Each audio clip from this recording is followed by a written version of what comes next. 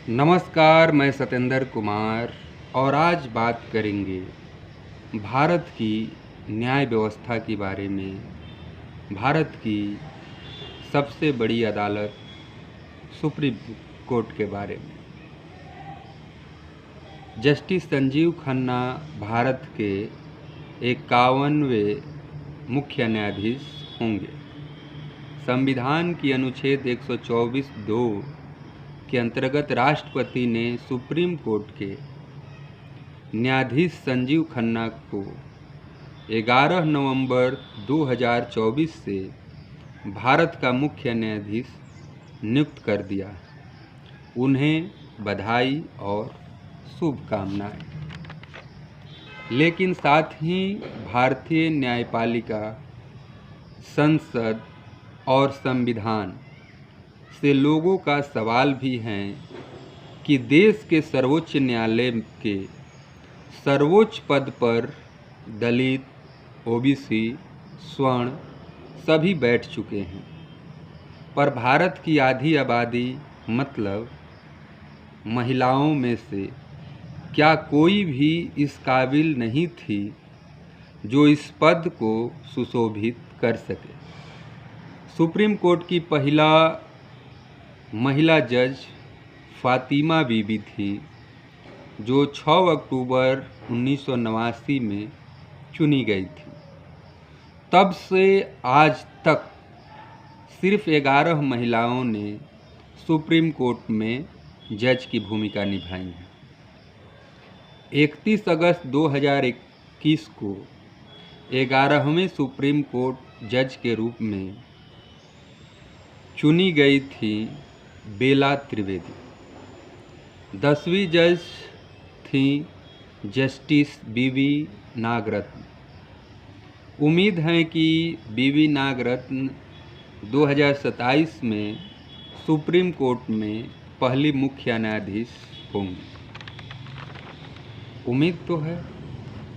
इस समय supreme court में जजों की जो कुल स्वीकृत पद हैं वो 34 हैं, जिसमें से महिला जज सिर्फ 2 हैं।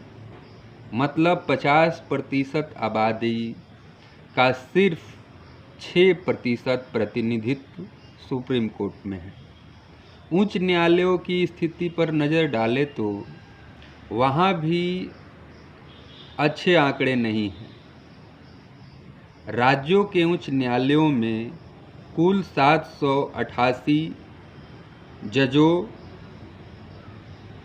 की जगह है, लेकिन उसमें से भी महिलाएं जो हैं सिर्फ 107 ही हैं, यानी 13.6%।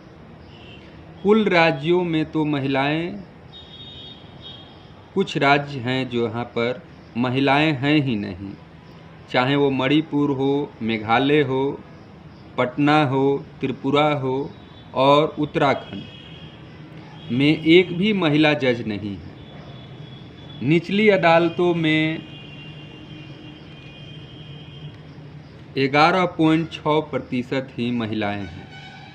जो सुप्रीम कोर्ट बार बार आरक्षण पर संवैधानिक मुहर लगाता रहा है, वो आज तक इस विषय पर विचार क्यों नहीं कर पाया कि महिलाओं की भागीदारी भी बढ़े, ताकि महिलाएं भी आगे इस पद पर बैठें और सुशोभित करें। महिलाओं की पीड़ा को महिलाएं ही समझ सके। महिला के पीड़ा को महिला ही अच्छे से समझ सकती हैं।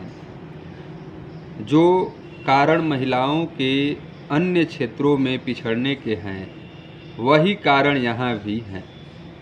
सबसे बड़ा कारण जो कोई बोलना नहीं चाहता है, वह है सुप्रीम कोर्ट का मौजूदा कॉलेजियम सिस्टम।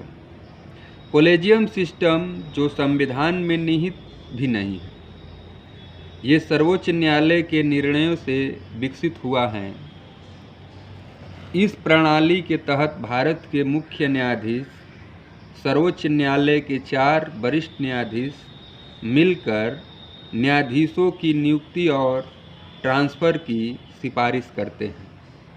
उच्च न्यायालय में कॉलेजियम का नेतृत्व करते हैं मुख्य न्यायाधीश और उच्च न्यायालय के 2 वरिष्ठ न्यायाधीश।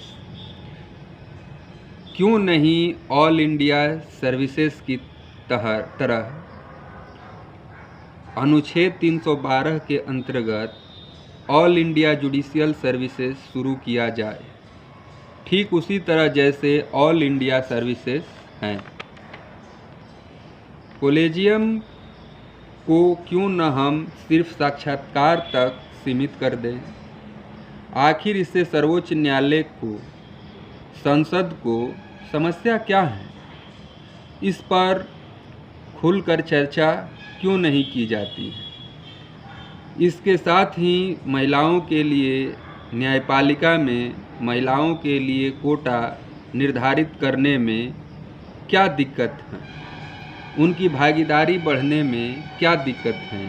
उन्हें उच्च पदों पर पहुंचाने के लिए अधिक अवसर देने में क्या दिक्कत है?